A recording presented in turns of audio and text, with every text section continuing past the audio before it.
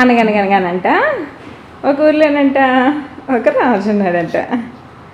ఆ రాజుకంట 7 కొడుకులంట.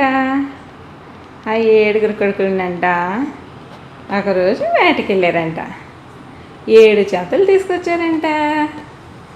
అందులో ఒక చేప ఏమో ఎండలేదంట. చేప నువ్వెందుకు ఎండలేదు అంటే, నాకు గడ్డి మోపడ్డొచ్చింది అన్నాడంట. గడ్డి నువ్వెందుకు అడ్డొచ్చావు అని అంటే, నన్ను ఆవు మేయలేదు అన్నాడంట. ఆవు నువ్వెందుకు మేయలేదు అని అంటే, నన్ను తాళెరుతలేదు అన్నాడంట. ఆనందం ఫేవరెట్